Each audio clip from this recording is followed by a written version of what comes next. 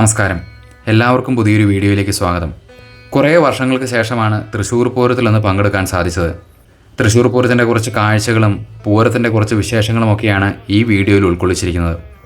ലോകത്തിലെ ഏറ്റവും മനോഹരമായ ഉത്സവങ്ങളിലൊന്നാണ് തൃശ്ശൂർ പൂരം. ദൃശ്യഭംഗി, ഗംഭീരമായ ആന എഴുന്നള്ളത്തുകൾ, അതിശയിപ്പിക്കുന്ന കരിമരുന്ന് പ്രദർശനങ്ങൾ, താളവാദ്യങ്ങൾ, ആവേശഭരിതരായ ജനക്കൂട്ടം, ഇവയൊക്കെ കണക്കിലെടുക്കുമ്പോൾ ഇതിന് തുല്യമായ അല്ലെങ്കിൽ ഇത്രയും വലിയ തോതിലുള്ള ഉത്സവ സമ്മേളനവും മറ്റൊരാഘോഷവും മറ്റൊരിടത്തും കാണാൻ കഴിഞ്ഞുവെന്നും വരില്ല. അതുകൊണ്ട് തന്നെ തൃശ്ശൂർ പൂരത്തിനെ പൂരങ്ങളുടെ പൂരം എന്ന് തന്നെ വിശേഷിപ്പിക്കാം. വടക്കുന്നാഥൻ്റെ തെക്കേ ഗോപുരനട തുറന്നാൽ പിന്നെ തെക്കെന്നും വടക്കുന്നുമില്ല. ലോകത്തിൻ്റെ ശ്രദ്ധ മുഴുവനും ഒരേ ഒരു സ്ഥലത്തേക്കായിരിക്കും. അത് തൃശ്ശിവപേരൂരാണ്. ശക്തൻ തമ്പുരാൻ തുടങ്ങിവെച്ച തൃശ്ശൂർ പൂരത്തിന് ഏതാണ്ട് 200 വർഷത്തെ ചരിത്ര പാരമ്പര്യമുണ്ട്. നഗരമധ്യത്തിലുള്ള വടക്കുന്നാഥ ക്ഷേത്രത്തിലും ക്ഷേത്രത്തിന് ചുറ്റുമുള്ള തേക്കിൻകാട് മൈതാനത്തുമായാണ് പൂരാഘോഷങ്ങളെല്ലാം നടക്കുന്നത്. എന്നാൽ ഈ പൊടിപൂരങ്ങളെല്ലാം തനിക്ക് ചുറ്റുമായി നടക്കുമ്പോൾ ഈ മഹാമാമാങ്കത്തിൽ വടക്കുന്നാഥന് യാതൊരു പങ്കുമില്ലെന്നതാണ് മറ്റൊരു രസകരമായ സംഗതി. ഇതിനെല്ലാം സാക്ഷിയാവുക എന്നത് മാത്രമാണ് അദ്ദേഹത്തിന് ചുമതല. മേടമാസത്തിലെ പൂരം നക്ഷത്രത്തിലാണ് തൃശ്ശൂർ പൂരം ആഘോഷിക്കുന്നത്. കൃത്യമായി പറഞ്ഞാൽ ഉത്രം അധികരാവുള്ള ദിവസത്തിന് തലേന്ന് പൂരം എന്നാണ് കണക്ക്. വടക്കുന്നാഥനെ സാക്ഷി നിർത്തി തൃശ്ശൂർ നഗരത്തിലെ പാറമേക്കാവ്, തിരുവമ്പാടി എന്നീ ക്ഷേത്രങ്ങളിലെ ഭഗവതിമാർക്കൊപ്പം കണിമംഗലം ശാസ്താവ്, കാരമുക്ക് ഭഗവതി, ചൂരക്കോട്ടുകാവ് ഭഗവതി, നെയ്തലക്കാവ് ഭഗവതി, ലാലൂർ ഭഗവതി, പനക്കേമ്പള്ളി ശാസ്താവ്, അയ്യന്തോൾ കാർത്യായിനി, ചെമ്പൂക്കാവ് ഭഗവതി എന്നീ 8 ക്ഷേത്രങ്ങളിൽ നിന്നുള്ള ചെറുപൂരങ്ങൾ കൂടി ചേർന്നതാണ് തൃശ്ശൂർ പൂരം. ഇതിൽ മുഖ്യ പങ്കാളിത്തം തിരുവമ്പാടി, പാറമേക്കാവ് വിഭാഗക്കാർക്കാണ്. ഈ ദേവസ്വങ്ങൾക്ക് മാത്രമായി ചില അവകാശങ്ങളുമുണ്ട്. വടക്കുന്നാഥ ക്ഷേത്രത്തിന് ചുറ്റുമുള്ള വഴിയിൽ ഇവർക്കേ അവകാശമുള്ളൂ. പൂരത്തോടനുബന്ധിച്ചുള്ള വെടിക്കെട്ടും കുടമാറ്റങ്ങളുമൊക്കെ ഈ 2 കൂട്ടരുടെയും മാത്രം അവകാശങ്ങളാണ്. വടക്കുന്നാഥ ക്ഷേത്രത്തിൻ്റെ കിഴക്കേ ഗോപുരത്തിൽ നിന്നും കിഴക്കോട്ട് നോക്കിയാൽ പാറമേക്കാവ് ഭഗവതി ക്ഷേത്രം കാണാം. തേക്കിൻകാട് മൈതാനത്തിലെ നായ്ക്കനാൽ കവലയിൽ നിന്നും ആരംഭിക്കുന്ന ഷൊർണൂർ റോഡിൽ കൂടി നേരെ വടക്കോട്ട് 1 കിലോമീറ്റർ സഞ്ചരിച്ചാൽ തിരുവമ്പാടി ക്ഷേത്രത്തിലെത്തും. കൃഷ്ണനും ദേവിയുമാണ് അവിടുത്തെ ദേവതകൾ. 2 പേർക്കും തുല്യ പ്രാധാന്യവുമാണ്. എന്നാൽ പൂരത്തിൽ പങ്കെടുക്കുന്നത് ദേവിയാണ്. കൃഷ്ണനെ അനുസ്മരിക്കാനായി പൂരത്തിൽ പങ്കെടുക്കുന്ന തിരുവമ്പാടിയുടെ കോലത്തിൽ മയിൽപ്പീലി ചൂടിയ കൃഷ്ണൻ്റെ ഒരു അങ്കിയായിരിക്കും ചാർത്തിയിരിക്കുന്നത്. പക്ഷേ ശീവേലി വിഗ്രഹം ഭഗവതിയുടേത് തന്നെയായിരിക്കും. തൃശ്ശൂർ പൂരത്തിൻ്റെ ആരംഭത്തെക്കുറിച്ച് പ്രചാരത്തിലുള്ള ഒരു കഥ ഇങ്ങനെയാണ്. ശക്തൻ തമ്പുരാൻ്റെ കാലത്ത് കേരളത്തിൽ ആറാട്ടുപുഴ പൂരമായിരുന്നു ഏറെ പ്രശസ്തമായിരുന്നത്. അന്ന് ആറാട്ടുപുഴ പൂരത്തിന് പല ദേശങ്ങളിലെ ക്ഷേത്രങ്ങളിൽ നിന്നും ഘോഷയാത്രകൾ എത്തുമായിരുന്നു. 1796 പൂരത്തിന് ശക്തമായ കാറ്റും മഴയും മൂലം പാറമേക്കാവ്, തിരുവമ്പാടി, ചെമ്പൂക്കാവ്, കാരമുക്ക്, ലാലൂർ, അയ്യന്തോൾ, ചൂരക്കാട്ടുകാവ്, നെയ്തലക്കാവ്, കണിമംഗലം മുതലായ ക്ഷേത്രങ്ങളിലെ സംഘങ്ങൾക്ക് ആറാട്ടുപുഴയിലെത്താൻ സാധിച്ചില്ല.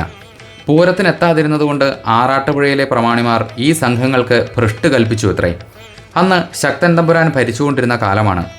ഈ സംഭവമറിഞ്ഞ് കോപിഷ്ഠനായ തമ്പുരാൻ വടക്കുന്നാഥനെ ആസ്ഥാനമാക്കി അടുത്ത വർഷം തന്നെ തൃശ്ശൂർ പൂരം ആരംഭിക്കുകയും ചെയ്തു.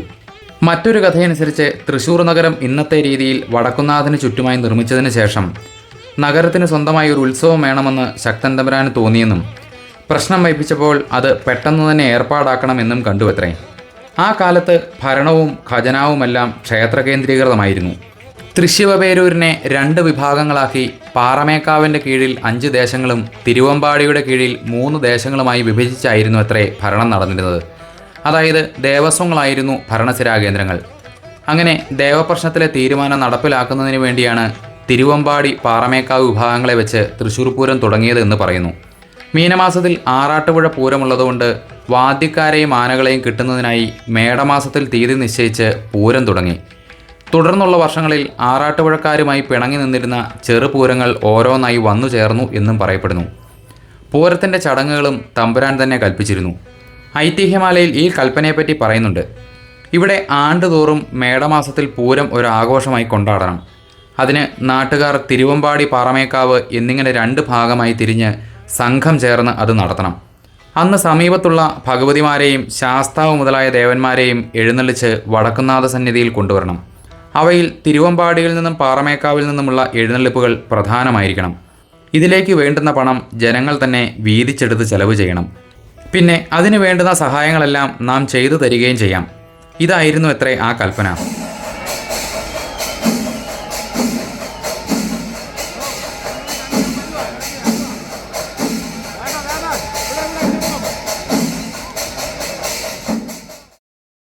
എഴുന്നള്ളത്ത് സംബന്ധിച്ചും മറ്റും വേണ്ടുന്ന മുറകളും ചടങ്ങുകളുമൊക്കെ അദ്ദേഹം തന്നെ പ്രത്യേകം കൽപ്പിക്കുകയും ചെയ്തു. പൂരം തുടങ്ങിയ കാലം മുതൽ അദ്ദേഹം ജീവിച്ചിരുന്ന കാലമത്രയും പൂരത്തിനും എഴുന്നള്ളിയിരുന്നു അത്രേ. ശക്തൻ തമ്പുരാൻ്റെ ഭരണകാലത്ത് വടക്കുന്നാഥ ക്ഷേത്രത്തിൻ്റെ തെക്കുഭാഗം വലിയ കാടായിരുന്നു. വലിയ കുറ്റം ചെയ്യുന്നവരെ ക്ഷേത്രത്തിൻ്റെ തെക്കേ ഗോപുരം കടത്തിവിടുക എന്ന ശിക്ഷ നൽകിയിരുന്നു. കാരണം ആ കാട്ടിലേക്ക് പോയവരാരും ജീവനോടെ പിന്നീട് മടങ്ങിയെത്തിയിരുന്നില്ല. ആ കാട് വെട്ടിത്തെളിച്ച് സഞ്ചാരയോഗ്യമാക്കുന്നതിനായി പണിക്കാരുമായി എത്തിയ ശക്തൻ്റെ മുമ്പിലേക്ക് പാറമേക്കാവിലെ വെളിച്ചപ്പാട് കലിതുള്ളി വന്നു. കാട് ശിവഭഗവാന്റെ ജടയാണ്, അതുകൊണ്ട് വെട്ടരുതെന്ന് പറഞ്ഞു. വെളിച്ചപ്പാടിനെ അനുനയിപ്പിക്കാനും വഴിയുടെ ആവശ്യവുമെല്ലാം തമ്പുരാൻ ബോധിപ്പിച്ചുവെങ്കിലും വെളിച്ചപ്പാട് വഴങ്ങിയില്ല. അവസാനം ആ കോമരത്തിൻ്റെ തല വെട്ടിയാണ് തമ്പുരാൻ അതിന് മറുപടി കൊടുത്തത്. അന്ന് വെട്ടിത്തെളിച്ചതാണ് ഇവിടുത്തെ കാട്. അന്ന് കാട് നിന്നിരുന്ന ആ പ്രദേശത്താണ് പൂരത്തിൻ്റെ പ്രധാന ആഘോഷങ്ങളെല്ലാം നടക്കുന്നത്. മേടമാസത്തിലെ പൂരം നാൾ തൊട്ട് 8 നാൾ മുൻപ് പൂരത്തിൽ പങ്കെടുക്കുന്ന ക്ഷേത്രങ്ങളിൽ കൊടിയേറും.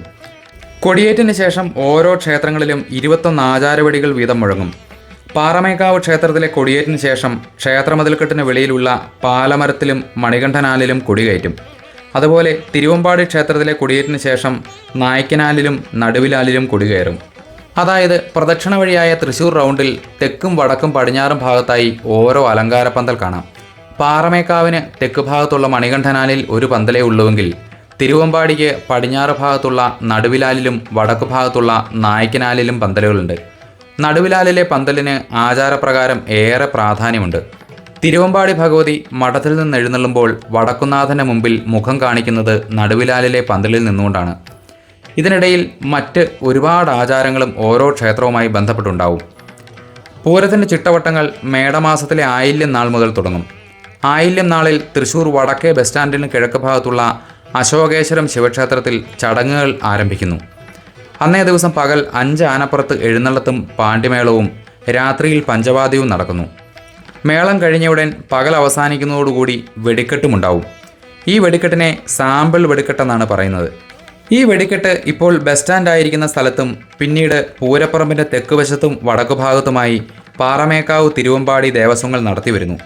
പണ്ട് ഈ മേളവും പഞ്ചവാദ്യവും വെടിക്കെട്ടുമൊക്കെ തൃശ്ശൂർ കൊട്ടാരത്തിൻ്റെ തെക്കുഭാഗത്തെ വരാന്തയിൽ ഇരുന്നുകൊണ്ട് മഹാരാജാവും പരിവാരങ്ങളും വീക്ഷിക്കുമായിരുന്നു അത്രേ.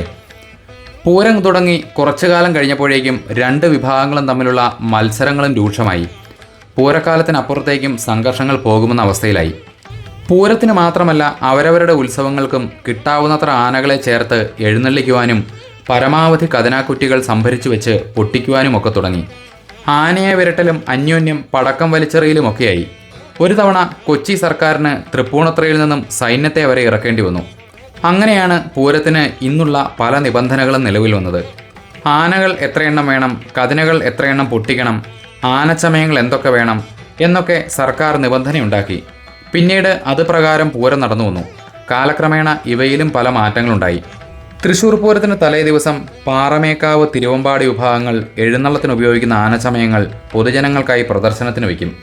ആനച്ചമയങ്ങൾ എന്ന് പറഞ്ഞാൽ പൊതുവിൽ തലേക്കെട്ട്, പട്ടുകുട, വെഞ്ചാമരം, ആലവട്ടം, കഴുത്തിലെ മണി, പള്ളമണി, പാദസരം, കറ്റക്കയർ എന്നിവയൊക്കെയാണ്.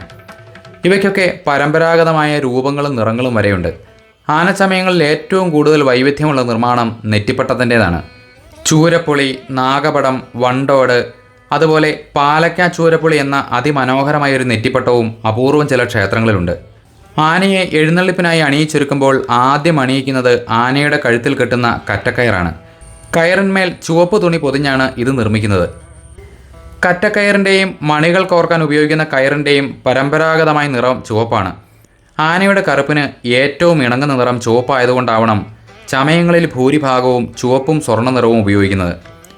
കറ്റക്കയറിലാണ് ആനയുടെ നെറ്റിപ്പട്ടം വലിച്ചു മുറുക്കി കെട്ടുന്നത്. അതുപോലെ ആനച്ചമയങ്ങളിൽ ഏറ്റവും പഴക്കമുള്ള ഡിസൈൻ ആലവട്ടത്തിൻ്റെയും വെഞ്ചാമരത്തിൻ്റെയും ആയിരിക്കും. പരമ്പരാഗതമായി ആലവട്ടം നിർമ്മിക്കുന്നത് മയിൽപീലിയുടെ തണ്ടും പീലിയും മാത്രം ഉപയോഗിച്ചാണ്. കുറച്ച് വർണ്ണക്കടലാസും ഉണ്ടാവും. ഇക്കാലത്ത് ആലവട്ടം നിർമ്മിക്കുമ്പോൾ കണ്ണാടിയും ഉപയോഗിക്കുന്നുണ്ട്. ആലവട്ടം നിർമ്മിക്കുന്നതും പൂർണ്ണമായും കൈകൊണ്ട് തന്നെയാണ്. കടലാസു ചട്ടയിലാണ് ആലവട്ടത്തിൻ്റെ വളയങ്ങളും മയിൽപീലിയും മറ്റും തുന്നിപ്പിടിപ്പിക്കുന്നത്. സാധാരണ ഒരു ആലവട്ടത്തിൻ്റെ വ്യാസം 76 സെൻറ്റിമീറ്ററാണ്. അതുപോലെ വെഞ്ചാമരം നിർമ്മിക്കുന്നത് ഹിമാലയത്തിൽ നിന്നും കൊണ്ടുവരുന്ന ചമരിമാനിൻ്റെ വാലിലെ രോമം ഉപയോഗിച്ചാണ്. സാധാരണയായി ഒരു ജോഡി വെഞ്ചാമരത്തിന് 3 കിലോ മുതൽ 5 കിലോ വരെ രോമം ഉപയോഗിക്കണം. അതുപോലെ പരമ്പരാഗതമായി ഉപയോഗിക്കുന്ന പട്ടുകുടയുടെ നിറം ചുവപ്പാണ്. കുടയുടെ കാലുകൾ മരത്തിലും മുകളിലെ ഒറ്റൽ ചൂരലിലുമാണ് നിർമ്മിക്കാറുള്ളത്. എന്നാൽ ഇപ്പോൾ ഒറ്റൽ ഇരുമ്പ് കമ്പി കൊണ്ടും ഉണ്ടാക്കാറുണ്ട്. കുടയുടെ മുകൾ ഭാഗത്ത് ഒരു മകുടം വയ്ക്കും. കുടയുടെ ചുറ്റിലും അലുക്കുകളും തൂക്കിയിടും. കുടയ്ക്ക് ഉപയോഗിക്കുന്ന അതേ തുണി തന്നെ കുടയുടെ കാലുകളിലും ചുറ്റുന്നു. മുൻപൊക്കെ വലിയ കണ്ണികളാണ് അലുക്കുകളിൽ ഉപയോഗിക്കാറുള്ളതെങ്കിൽ ഇന്ന് ചെറു കണ്ണികളാണ് ഉപയോഗിക്കുന്നത്. ഈ അലുക്കുകളുടെ ഇറക്കം വർദ്ധിപ്പിച്ചു എന്നതും പട്ടുകുടയുടെ അഴകിനെ കാര്യമായി വർദ്ധിപ്പിക്കുന്നു. കോലം എഴുന്നള്ളിക്കുന്ന ആനയുടെ മുകളിൽ പിടിക്കുന്ന കുടയുടെ മകുടവും അലുക്കും സ്വർണം പൂശുമ്പോൾ മറ്റാനകളുടെ മുകളിൽ പിടിക്കുന്ന കുടയുടെ മകുടവും അലുക്കുകളും വെള്ളി പൂശുന്നു. കുടമാറ്റം എന്ന ചടങ്ങ് തുടങ്ങിയപ്പോഴാണ് പട്ടുകുട അനേകം നിറങ്ങളിൽ വന്നു തുടങ്ങിയത്. അതുപോലെ 3 തരം മണിക്കൂട്ടങ്ങളാണ് എഴുന്നള്ളിപ്പിൽ ഉപയോഗിക്കുന്നത്. കഴുത്തിലെ മണി, പള്ളമണി, കാലിലെ മണി. കഴുത്തിലെ മണി കയറിൽ കോർത്താണ് ഉണ്ടാക്കുന്നത്. ഒരാനയുടെ കഴുത്തിലിടാൻ 15 മുതൽ 21 മണികൾ വരെ കയറിൽ കോർക്കുന്നു. ആനച്ചമയങ്ങളിലെ അവസാന ഇനമായി വരുന്നത് കോലമാണ്. ഈ കോലത്തിന്മേലാണ് ദേവൻ്റെ അല്ലെങ്കിൽ ദേവിയുടെ തിടമ്പ് വെച്ച് കെട്ടുന്നത്. ഈ കോലത്തിനും പല ദേശങ്ങളിലും വ്യത്യാസമുണ്ട്. ആനച്ചമയങ്ങൾ നിർമ്മിക്കുന്നത് പോലെ തന്നെ അവയെ പരിപാലിക്കുന്നതിലും അത്ര ശ്രദ്ധ ആവശ്യമാണ്. അതുപോലെ പലർക്കുമുള്ള ഒരു സംശയമാണ് എപ്പോഴാണ് ആലവട്ടം ഉയർത്തേണ്ടതെന്നും വെഞ്ചാമരം വീശേണ്ടതെന്നും. ചിലർ വിചാരിക്കുന്നത് ആനപ്പുറത്തിരിക്കുന്നവർക്ക് ഇഷ്ടമുള്ളപ്പോഴാണ് ആലവട്ടം ഉയർത്തുന്നതും വെഞ്ചാമരം വീശുന്നതുമെന്നാണ്. എന്നാൽ മേളക്കലാശങ്ങളിലാണ് ആലവട്ടവും വെഞ്ചാമരവും ഉയരുക. തൃശ്ശൂർ പൂരം നാളിൽ ഉച്ചയ്ക്ക് 12 മുതൽ രാത്രി 8 വരെയുള്ള സമയത്ത് മാത്രം 200 പ്രാവശ്യത്തിലധികം ആലവട്ടവും വെഞ്ചാമരവും ഉയരുന്നുണ്ടാകുമെന്നാണ് കണക്ക്. കൊമ്പ് വിളിക്കുമ്പോഴാണ് ആലവട്ടവും വെഞ്ചാമരവും ഉയരുക. മേളം സാവധാനത്തിലാകും പുരോഗമിക്കുക. മേളം പെരുകി ഓരോ തീരുകലാശങ്ങളും അടുത്തടുത്ത് വരും. ആദ്യം 15 മിനിറ്റ് ഇടവേളയിലാണ് കൊമ്പ് വിളിക്കുന്നതെങ്കിൽ പിന്നീട് 12ആയും 10ആയും 8ആയും 2 മിനിറ്റിൻ്റെ ഇടവേളയായും കുറഞ്ഞു വരും.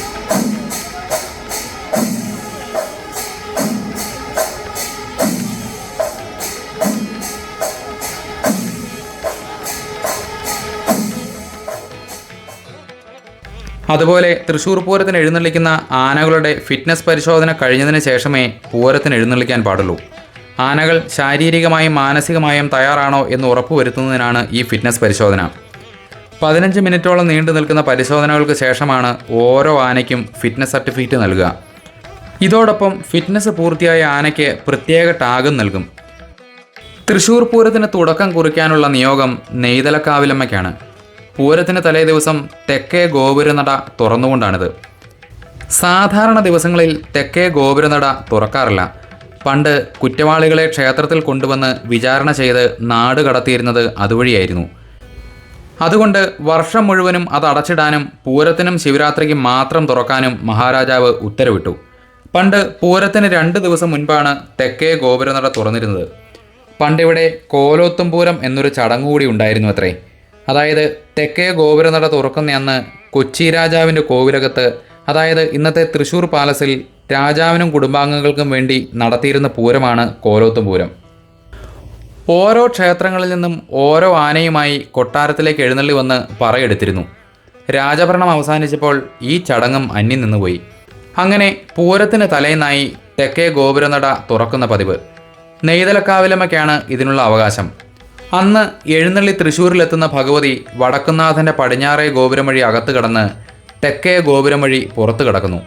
ശംഖുപുഴക്കി പൂരത്തിനുള്ള വിളംബരം നടത്തി കൊമ്പുകുഴൽപ്പറ്റുകളുടെ അകമ്പടിയോടെ തെക്കേ ഗോപുരവാതിൽ തുറന്ന് മടങ്ങിപ്പോവും.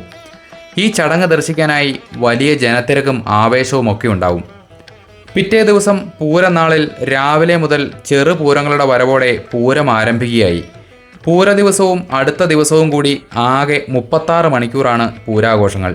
പൂരദിവസം രാവിലെ 7:30 മുതൽ ആരംഭിക്കുന്ന പൂരഘോഷയാത്രകൾ പടിഞ്ഞാറേ ഗോപുരം വഴി ഉള്ളിൽ കടന്ന് വടക്കുഭാഗത്തുള്ള ഋഷഭദേവന്റെ ക്ഷേത്രത്തിൽ വിഗ്രഹമിറക്കി വിശ്രമിച്ചതിന് ശേഷം കിഴക്ക് ഭാഗം ചുറ്റി തെക്കേ ഗോപുരം കടന്ന് പുറത്തേക്കിറങ്ങും. കണിമംഗലം ശാസ്താവിന് വെയിലും മഞ്ഞും പ്രയാസമുണ്ടാക്കുന്നു എന്നാണ് പറയപ്പെടുന്നത്. അതുകൊണ്ട് തന്നെ വെയിലും മഞ്ഞും കൊള്ളാതെ കണിമംഗലം ശാസ്താവ് വടക്കുന്നാഥൻ്റെ സന്നിധിയിലേക്ക് എഴുന്നള്ളുന്നതോടെയാണ് തുടർച്ചയായ 36 മണിക്കൂർ നീണ്ടു നിൽക്കുന്ന തൃശ്ശൂർ പൂരത്തിന് തുടക്കം കുറിക്കുന്നത്. ശാസ്താവ് പൂരവുമായി 6 മണിയോടെ നഗരത്തിലെത്തി 7:30 ശ്രീമൂലസ്ഥാനത്തെത്തുകയും പൂരം ആരംഭിക്കുകയും ചെയ്യും. അതിന് പിന്നാലെ ഘടകക്ഷേത്രങ്ങളിൽ നിന്നുള്ള ചെറുപൂരങ്ങളും എഴുന്നള്ളിച്ച് വടക്കുന്നാഥനെ കണ്ടു മടങ്ങുന്നു. തൃശ്ശൂർ പൂരത്തിന് 14 ആനകളോടുകൂടി എഴുന്നള്ളുന്ന ഏക ഘടകപൂരം ചൂരക്കോട്ടുകാവ് ഭഗവതിയുടേതാണ്.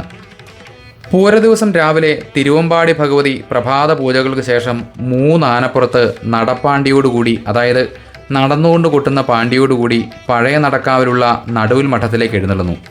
ബ്രാഹ്മണരുടെ വേദപാഠശാലയായ ഈ ബ്രഹ്മസംമഠത്തിലേക്കുള്ള എഴുന്നള്ളത്തിനെയാണ് പ്രസിദ്ധമായ മഠത്തിൽ വരവ് എന്ന് പറയുന്നത്. ഇതിനെക്കുറിച്ച് രസകരമായ ഒരു ഐതിഹ്യവുമുണ്ട്. പണ്ട് ബ്രഹ്മസംമഠത്തിൻ്റെ കൈവശം സ്വർണത്തിൽ പൊതിഞ്ഞ മികച്ചതരം സ്വർണ്ണ നെറ്റിപ്പട്ടങ്ങളുണ്ടായിരുന്നു. തിരുവമ്പാടിക്കാർക്ക് ഈ നെറ്റിപ്പട്ടങ്ങൾ അണിയിക്കാൻ കിട്ടിയാൽ കൊള്ളാമെന്നായി. ഇതിനായി മഠത്തിൻ്റെ രക്ഷാധികാരിയായിരുന്ന നടുവിൽ മഠം സ്വാമിയാരെ അവർ സമീപിച്ചു. സ്വാമിയാർ പറഞ്ഞു, ആനകളെ എഴുന്നള്ളിച്ച് മഠത്തിലേക്ക് കൊണ്ടുവരികയാണെങ്കിൽ അവിടെ വെച്ച് അത് അണിയിക്കാം. അങ്ങനെ അത് സമ്മതിച്ച് തിരുവമ്പാടിയുടെ എഴുന്നള്ളിപ്പ് മഠത്തിലേക്ക് ചെല്ലാനും അവിടെ വെച്ച് നെറ്റിപ്പട്ടം മാറ്റി അണിയാനും തുടങ്ങി. സ്വർണം പൊതിഞ്ഞ നെറ്റിപ്പട്ടങ്ങൾ ഇപ്പോൾ ഇല്ലെങ്കിലും ഈ ചടങ്ങ് ഇന്നും തുടർന്നു വരുന്നു. അവിടെ ഒരു ഇറക്കിപ്പൂജയും പതിവുണ്ട്. ഇറക്കിപ്പൂജ കഴിഞ്ഞ് 11:30 മണിയോടെ മഠത്തിൽ വരവ് ആരംഭിക്കുന്നു. 10ഓളം ആനകളുമായി പുറപ്പെടുന്ന ഈ എഴുന്നള്ളത്ത് നായ്ക്കനാലിൽ എത്തിച്ചേരുമ്പോൾ ആനകളുടെ എണ്ണം 15 ആയിട്ടുണ്ടാവും. മഠത്തിൽ വരവ് അതിൻ്റെ പഞ്ചവാദ്യത്തിലാണ് പ്രസിദ്ധി ആർജിച്ചത്. ഇതിൽ നിരവധി പഞ്ചവാദ്യ വിദഗ്ധർ പങ്കെടുക്കുന്നു. മഠത്തിൽ വരവ് പഞ്ചവാദ്യം ലോകപ്രസിദ്ധമാണ്. പഞ്ചവാദ്യം കലാശിക്കുന്നതോടുകൂടി തിരുവമ്പാടി എഴുന്നള്ളത്ത് തേക്കിൻകാട് മൈതാനത്തേക്ക് കടന്ന് 15 ആനകളുടെയും ചെണ്ടമേളത്തിൻ്റെയും അകമ്പടിയോടെ വടക്കുന്നാഥ ക്ഷേത്ര മതിൽക്കെട്ടിനുള്ളിലേക്ക് കടന്ന് ശ്രീമൂലസ്ഥാനത്ത് തെക്കോട്ട് ദർശനമായി നിൽക്കും. ഉച്ചയ്ക്ക് 12 മണിയോടെയാണ് പാറമേക്കാവിൻ്റെ പൂരം തുടങ്ങുന്നത്. 15 ആനകളുടെ അകമ്പടിയോടെ സർവാലങ്കാര വിഭൂഷിതയായി പാറമേക്കാവ് ഭഗവതി എഴുന്നള്ളുന്നു. പാറമേക്കാവിൽ നിന്നും ചെമ്പടമേളത്തോടെ തുടങ്ങുന്ന എഴുന്നള്ളത്ത് വടക്കുന്നാഥൻ്റെ മതിൽക്കകത്ത് ഇലഞ്ഞിത്തറയിലേക്കെത്തും. വടക്കുന്നാഥ ക്ഷേത്രത്തിലെ കൂത്തമ്പലത്തിന് മുൻപിലാണ് ഈ എഴുന്നള്ളത്ത് അവസാനിക്കുന്നത്. പിന്നീടാണ് പ്രസിദ്ധമായ ഇലഞ്ഞിത്തറമേളം. ഉച്ച കഴിഞ്ഞ് 2:30-ക്കാണ് ഇത് ആരംഭിക്കുന്നത്. ഇലഞ്ഞിത്തറമേളത്തിൻ്റെ സമയം 2:30 നിശ്ചയിച്ചതിന് പിന്നിലും ഒരു ചരിത്ര കഥയുണ്ട്. കേട്ടറിവാണ്. ആകാശവാണിക്ക് ഡൽഹി റിലേ മാത്രമുണ്ടായിരുന്ന കാലം. മഠത്തിൽ വരവ് പഞ്ചവാദ്യവും ഇലഞ്ഞിത്തറമേളവും ഇടവേളയില്ലാതെ ലൈവായി കേൾപ്പിക്കണമെന്ന് പല നാടുകളിൽ നിന്നുമുള്ള ആവശ്യമുണ്ടായി. അന്നൊക്കെ 12 മണിക്കായിരുന്നു മഠത്തിൽ വരവ് തുടങ്ങിയിരുന്നത്. 2:10 ആകാശവാണിയിൽ ഇംഗ്ലീഷ് വാർത്തയുടെ സമയമാണ്. മഠത്തിൽ വരവിനെ ഈ വാർത്ത തടസ്സപ്പെടുത്തും. ഇതൊഴിവാക്കാനായി പഞ്ചവാദ്യത്തിൻ്റെ സമയം അരമണിക്കൂർ നേരത്തെ 11:30-ക്കാക്കി. ഇലഞ്ഞിത്തറമേളം 2:30-ക്കാക്കിയതും ആകാശവാണിയുടെ സമയക്രമത്തിനനുസരിച്ചാണ്. പാറമേക്കാവ് ക്ഷേത്രത്തിൻ്റെ ഇതിഹാസവുമായി ബന്ധപ്പെട്ടതാണ് പ്രസിദ്ധമായ ഈ ഇലഞ്ഞിത്തറമേളത്തിൻ്റെ ഐതിഹ്യം. പാറമേക്കാവിൻ്റെ പഴയ ഊരാളരായ അപ്പാട്ട് കുറുപ്പാൾ കുടുംബത്തിൽ ജീവിച്ചിരുന്ന പണ്ടത്തെ ഒരു കാരണവർ തിരുമാന്താംകുന്നിലമ്മയുടെ ഒരു കടുത്ത ഉപാസകനായിരുന്നു. അദ്ദേഹം ഒരിക്കൽ തൊഴാൻ പോയപ്പോൾ പ്രായാധിക്യം മൂലം ഇനി തനിക്കിങ്ങോട്ട് വരാൻ പറ്റില്ല, തന്നോട് ക്ഷമിക്കണമെന്നും പ്രാർത്ഥിച്ചു.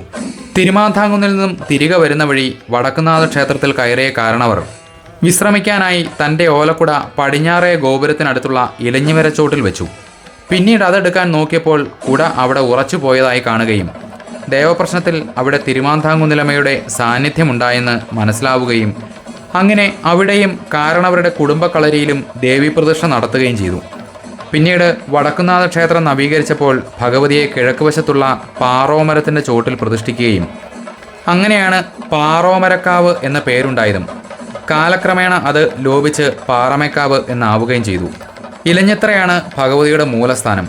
പൂരദിവസം ഇലഞ്ഞിത്തറ മേളത്തിലൂടെ ഭഗവതി മൂലസ്ഥാനം ദർശിക്കാൻ വരുന്നു എന്നാണ് സങ്കല്പം. ഈ കഥകളിൽ എത്രമാത്രം വാസ്തവമുണ്ട് എന്നും അറിയില്ല.